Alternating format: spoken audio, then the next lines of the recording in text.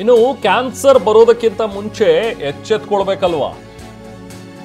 Third fourth stage ಬಂದ್ರೆ ಆಗ ಕಷ್ಟ ಆಗತ್ತಲ್ವಾ ಅಂತ ಹೇಳಿ ಸಭೆ ಬಳಿಕ ಸಚಿವ ಸತೀಶ್ ಜಾರಕಿಹೊಳಿ ಅವರು ಹೇಳಿದ್ದಾರೆ.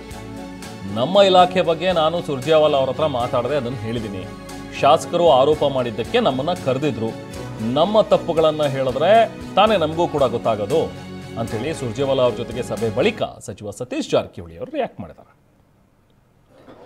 ನಾವೇ ಹೇಳಿದ್ದೀವಿ, ನಮ್ಮ ಇಲಾಖೆಯಲ್ಲಿ 2 ವರ್ಷದಲ್ಲಿ ಏನು ಮಾಡಿದ್ದೀವಿ, ಯಾವ ಕಾನ್ಸ್ಟಿಟ್ಯೂನ್ಸಿಗೆ ಎಷ್ಟೆಷ್ಟು ದುಡ್ಡು ಜನರಲ್ ಆಗಿ ಕಾನ್ಸ್ಟಿಟ್ಯೂನ್ಸಿ ವೈಸ್ ಕೊಟ್ಟಿದ್ದೀವಿ, ಚರ್ಚೆ ಮಾಡಿದ್ವಿ. ಮತ್ತು ಕೆಲವರು ಬಂದಾಗ ಇಂಥ ನಮ್ಮ ಕೆಲಸ ಆಗಬೇಕಂತ ನಮ್ಮ ಇಲಾಖೆಗೆ ಅವ್ರ ಕಡೆ ಒಂದು ಲಿಸ್ಟ್ ಇತ್ತು.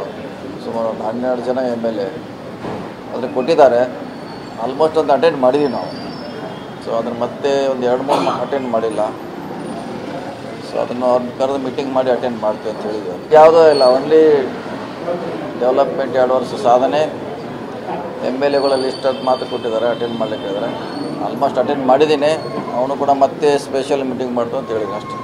ನಮ್ಮ ಪ್ರಕಾರ ಮತ್ತಷ್ಟು ಮಾಹಿತಿ ಪಡೆಯೋಣ. ನಾವು ಪ್ರತಿನಿಧಿ ಅನಿಲ್ ನಿಮ್ಮ ಜೊತೆಗೆ ಸಂಪರ್ಕದಲ್ಲಿದ್ದಾರೆ. ಅನಿಲ್, ಇವತ್ತು ಸುರ್ಜೇವಾಲಾ ಅವ್ರ ಜೊತೆಗೆ 1-to-1 ಮಾತಾಡುವಾಗ ಸತೀಶ್ ಜಾರಕಿಹೊಳಿ ಅವರು KPCC ಅಧ್ಯಕ್ಷ ಸ್ಥಾನದ ಬಗ್ಗೆ ಏನೇನು ವಿಚಾರಗಳನ್ನು ಹೇಳಿದ್ದಾರೆ? ಈಗ ಒಂದು ಗೊತ್ತಾಗಿರುವಂಥದ್ದು, ಈ ಒಂದೇ ವ್ಯಕ್ತಿ ಬೇರೆ ಬೇರೆ ಹುದ್ದೆಗಳಲ್ಲಿದ್ದರೆ ಅದು ಕಷ್ಟ ಸಾಧ್ಯ ಆಗುತ್ತೆ ಅನ್ನುವಂಥದ್ದನ್ನು ಸಲಹೆ ಕೊಟ್ಟಿದ್ದಾರೆ ಅಂತೇಳಿ. ಅದರ ಜೊತೆಗೆ ತನಗೆ ಕೊಟ್ಟರೆ ತಾನೂ ಕೂಡ ನಿಭಾಯಿಸೋದಕ್ಕೆ ಸಿದ್ಧ ಅನ್ನುವಂಥ ಒಂದು ವಿಚಾರಗಳು ಅಥವಾ ತಮ್ಮ ಇಂಗಿತವನ್ನು ಕೂಡ ಏನಾದರೂ ವ್ಯಕ್ತಪಡಿಸಿದರೆ ಏನು ಓವರಾಲ್ ಆಗಿ ಮಾತುಕತೆ ಆಗಿದೆ, ಏನು ಇನ್ಸೈಡ್ ಮಾಹಿತಿ ಲಭ್ಯವಾಗ್ತಾ ಇದೆ ಅನಿಲ್?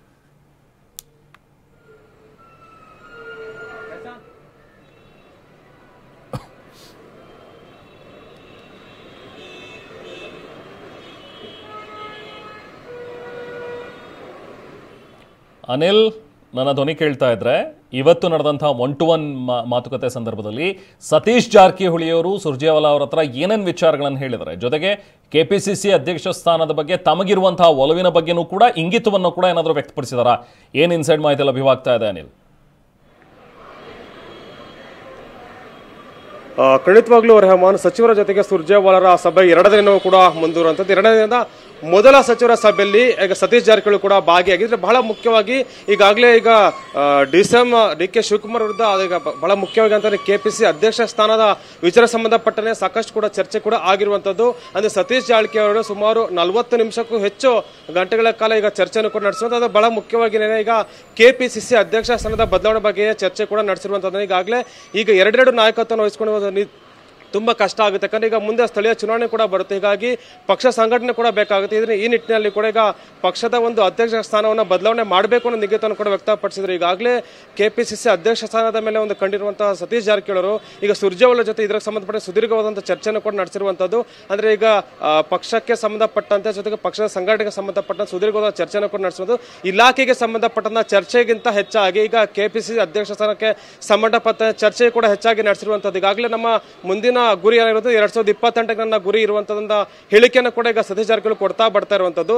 ಹೀಗಾಗಿ ಇವತ್ತಿನ ಒಂದು 1-to-1 ಸಭೆಯಲ್ಲಿ ಕೂಡ ಇದಕ್ಕೆ ಸಂಬಂಧಪಟ್ಟಂತೆ ಹೆಚ್ಚು ಚರ್ಚೆ ಕೂಡ ಆಗಿರುವಂತದ್ದು.